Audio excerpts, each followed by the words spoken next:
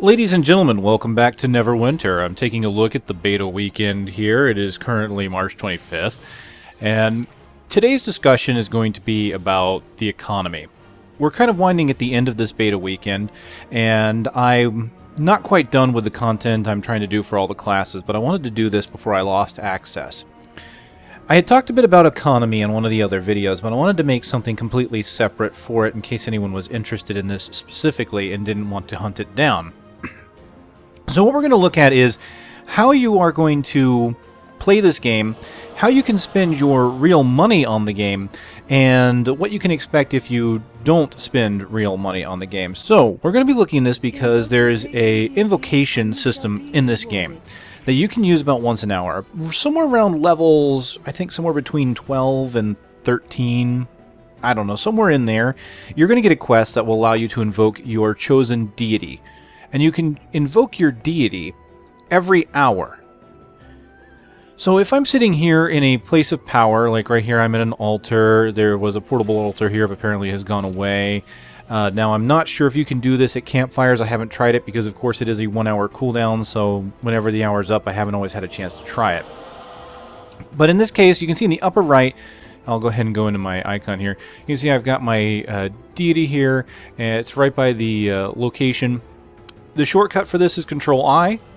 We'll go ahead and do that now. You can see you invoke your god. Everything is happy. And you can see that we get from this about 250 rough astral diamonds.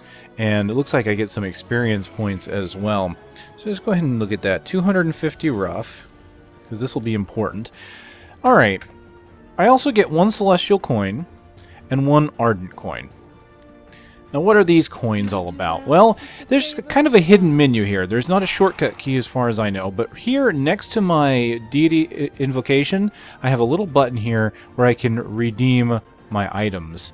So we look in here, we can see I have 2 ardent coins and I have 1 of 7 celestial coins. Now, the celestial coins you get the first time you use your invocation skill on a given day. So you can only get this once a day, and as you can see, maximum 7. So every week you can hit the cap on this if you do it every day. Now, I'm not sure what the celestial coins will do for me, but we can see that the ardent coins here that you get, they don't go away. You can get those once an hour according to this. If we look up here, we see that, okay, celestial's over there. We'll look at that. Very good. We'll be able to look at that. But here we can look at the ardent stuff. We can see that, okay, 7 ardents give me something like an elixir of life.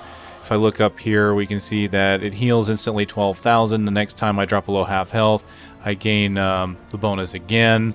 What else do we have here? A die pack for 10 coins, so every 10 hours I can get that. Dungeon Master Scroll for extra experience points. Does it give a time limit? Let's take a look here. It's lacking an auto description. Okay, so there's no description there to let me know how often it can be used. I can also get companions using this system. So here, this one takes 50. So yeah, 50 hours of praying time to get this. But this is a companion, so you can actually get a companion angel, and that's pretty nice to see. So you actually get rewarded for, you know, over time invoking your god. It's not something that you absolutely have to do. So as far as the Celestials go, it looks like we only have a few choices. You've got the Elixir of Fate, allows you to use 1. So every day you can get an Elixir of Fate, which is Strength, Constitution, Dex, Intelligence, Wisdom, Charisma by 1 for 30 minutes. If you store up to 3, there's an XP bonus, it would appear. Increases Strength. No, that's not the same thing. Elixir of Fate, Elixir of Fate. I think that's kind of bugged out because it says the same exact thing. Okay, but apparently there'll be an XP bonus. And then here we have the Blessed Professions resource pack of 5. And we can see that we get, well, it's going to be items for crafting, obviously, all the way up to 7. So if you save up 7, if you do your invocation once a day, every day, because if you don't do it, apparently what will happen is if you don't do it on a given day, you lose them all. So let's see here. Celestial coins, like the gods themselves, have fleeting form, must be renewed daily to persist in the mortal world. They will be lost if you fail to invoke again in time. So yes, in order to get this final item, you have to invoke every day. You have to log in at least once a day to do this. So it contains a generous sum of astral diamonds. So this is important. These astral diamonds are part of the main currency of the game. Alright, so as we see here, I'll go into my currency real quick. Currency tab. You see that I've got about 2,000 right now. I believe I got that the first time I used the invocation, and I haven't gotten... basically, the first time I did it, I got 2,000, so now it seems like I'm only going to be getting rough ones each day. So you can refine the rough ones, and I just did it, and I didn't see how many it says. Okay, but you can refine your rough astral diamonds into regular astral diamonds. And unfortunately, I didn't catch how much it was, so I'll have to try and take a look at the footage and see if it actually mentioned how many coins I got from that. But, hey, we can still tell at this point that once a week, you can get a decent amount, and unfortunately we don't have an idea of how much exactly. Generous sum. Maybe 2,000 like I saw. Now, why is this important? Why am I going over the evocation system here as it relates to the economy? Well, as I said, it's about those diamonds. Let's go ahead and go here into the store here. This is so you can buy and sell Zen for these diamonds, these astral diamonds. And as I mentioned in another video, the price of Zen, I had to look this up because I couldn't actually go to the website to buy it yet, is about $1 for 100 Zen. The reason why I'm not entirely sure on that is because if you go to the website at Perfect World, you have to put in credit card information before you can actually get to a purchase screen. I didn't quite feel like I wanted to do that just yet. It was a lot of hassle to go through. So I just looked it up. Turned out to be 100. Now, of course, you can get more the more you spend. So you basically get a discount if you're going to be buying a larger amounts of Zen. So if we come here to the Astral Diamond Exchange, we can get a rough idea of what the community wants to pay for these. Now, this is something that Guild Wars 2 did. The player base can choose what they want to pay for Astral Diamonds. Now, in Guild Wars 2, what happened is the diamonds that you could buy in that game started cheap. And then as the game went on, the price for the diamonds started going up. They were called gems, not diamonds. But the price kept going up, and this especially happened during a holiday event when these gems were used to purchase holiday-specific items. So if they do something like that in this game, where they're going to do holiday-specific events and maybe get holiday-specific items, then you can expect the exact same thing to happen here. So a tip might be to keep an eye on the market and see if maybe buying gems early might not be a bad idea. Because if they're cheap in the beginning and then they start going up in price, you could actually turn around and turn a profit on your Zen, which is essentially real money. Now, you can't cash it out. This isn't like Diablo where you can sell stuff on a real money auction house. You're only going to get back the Zen. But as we can see here, the current market is valuing a, let's see here, price of 1 Zen, which is pretty much 1 cent, at about 480. So we're looking at about 4,000, almost 5,000 of these diamonds for $1. So the amount I got was probably about 50 cents worth on my prey. Now, let's go into our character tab, because this is where you're going to be spending these diamonds. If I go, I can't change attributes. Now, we did look into this in the character creation, or during one of the Trickster Rogue videos, is you can't change this at all. You don't have a way of doing that. But if you go into your feats, you can see that you can respec. At this level, and I don't know if this is going to go up, it costs me 9,600 to respec my feat.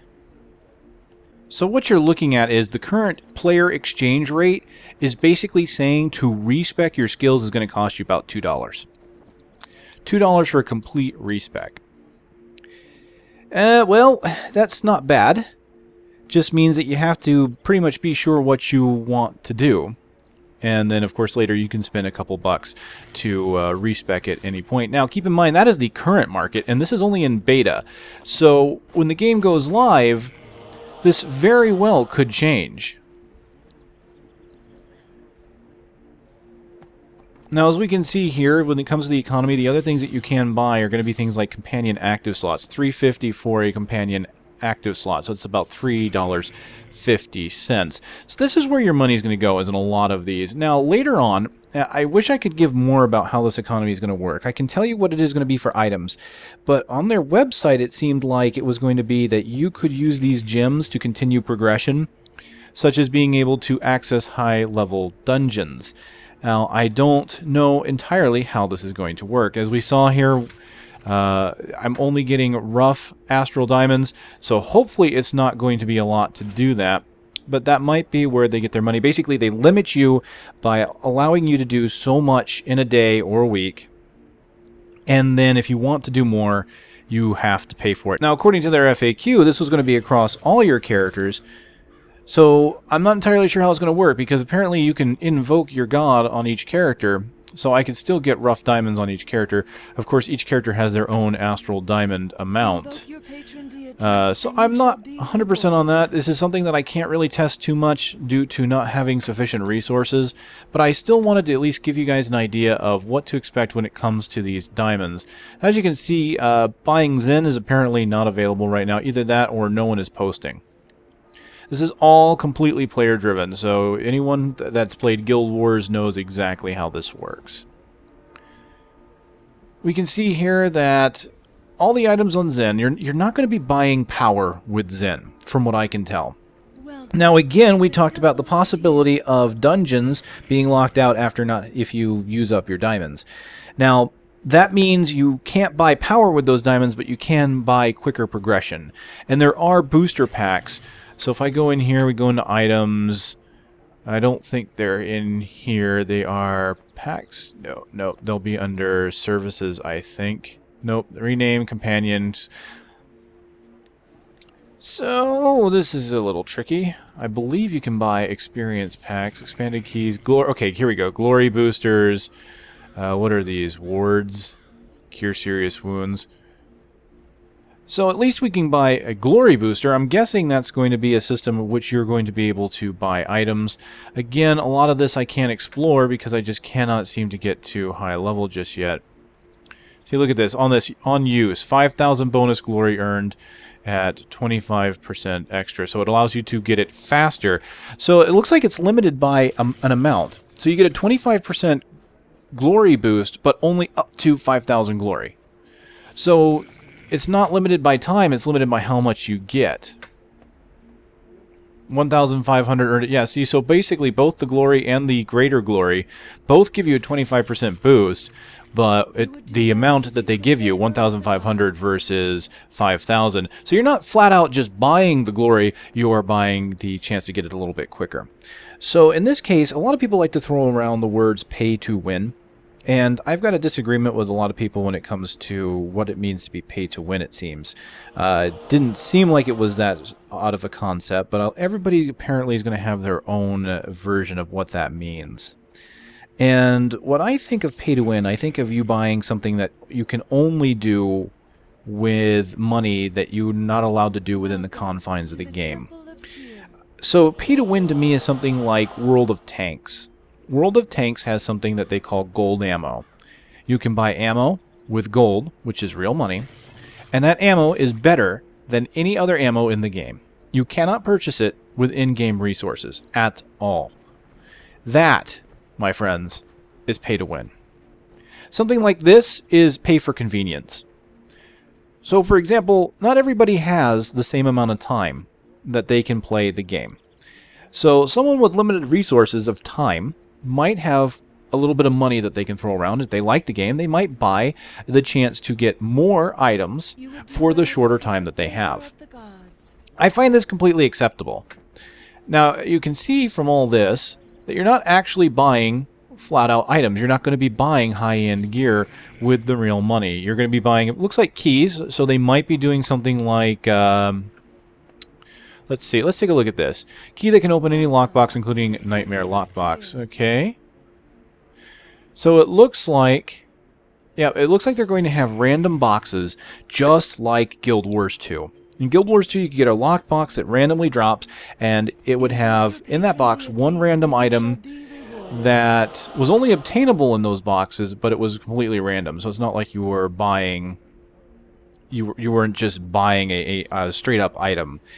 So it gives you kind of an incentive to spend a bit of money on their game and to possibly get one of these really cool items.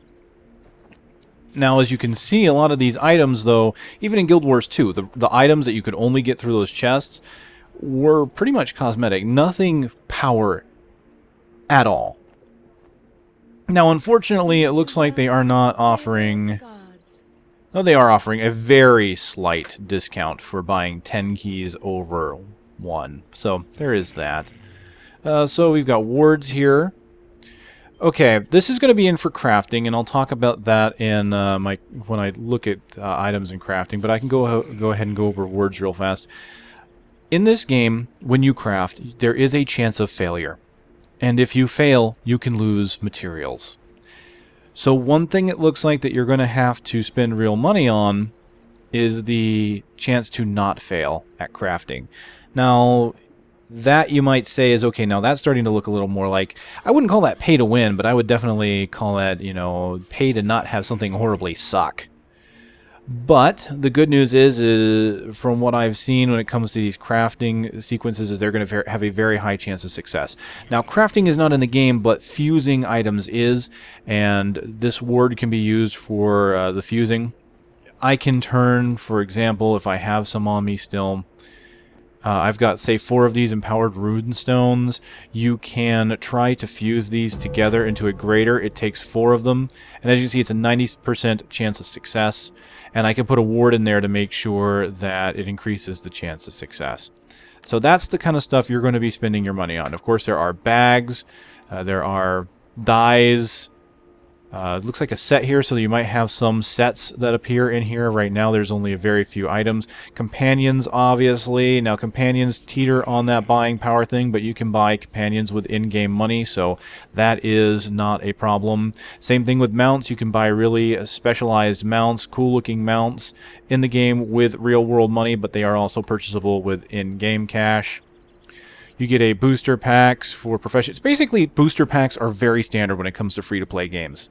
Paying for the ability to level up a little bit faster with your limited time. Lastly, we've got character slots. $5 for a character slot, $3.50 for a companion slot, and it looks like idle slots for your companion is about $1. Well, it looks like you get 4 idle slots for that dollar, so that's quite a bit. That's basically 25 cents a slot. We've got bank slots for $3 and a rename token for... Yeah, it costs you $4 to rename your character. Better name them good right away. Name them good.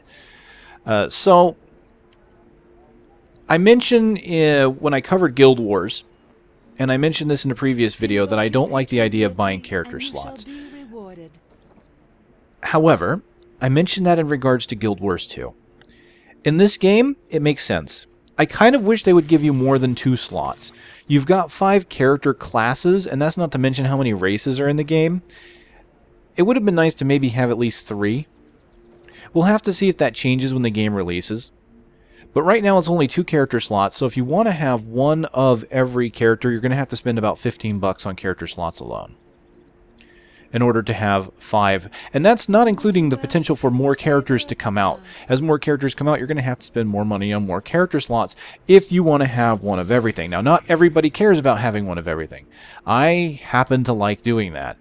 Unfortunately, I haven't even done it in Guild Wars, so I haven't even tried to spend money on that. Now, the good news is, as we've seen, even though you can buy Zen, down the line you're going to be able to trade your gems for Zen. So if you play, and you play this game a lot, it seems like you're going to have the potential to be able to get Zen by playing the game and then put it right back into the game itself. And this is something that Guild Wars does as well.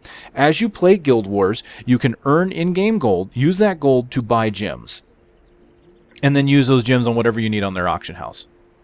So in this game, it's going to be the same way. You're going to play the game, you're going to get these Astral Diamonds, and then you have a chance to sell these Astral Diamonds for Zen, and use the Zen to buy the stuff that you want on the Zen store. Completely possible.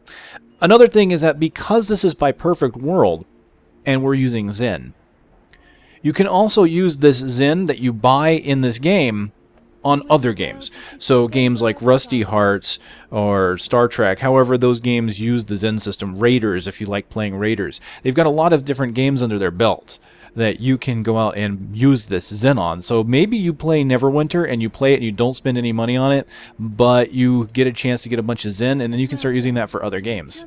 And that's kind of cool. So this, I'm hoping, will give you a rough idea of what the economy of this game is like. Again, I apologize that I didn't quite catch how much the rough Astral Diamonds were worth. I don't have another character up that I can pray to do that again on, and I cannot confirm if you pray on one character that it locks you out on the other character. Completely not sure about that. These are questions that I would like to answer, but because I only have 2 character slots, I have been deleting characters for the sake of the content I've been putting out. I will try to look more into this in the future when the game comes out. Unfortunately, we are on the last beta weekend here, so the game is looking to come out very soon.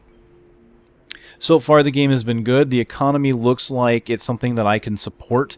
I am not seeing any kind of pay-to-win going on here. I am not seeing any anti-consumer practices so far. It's basically looking to be time-locked, just time-based. You have to spend time. And quite honestly, it is a simple matter when you think about it to once a day come in and hit Control-I and then log off.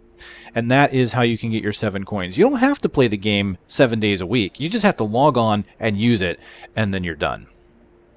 Think of it almost like logging into World of Warcraft and doing a daily quest, only all it requires you to do is push a button. That's not terrible.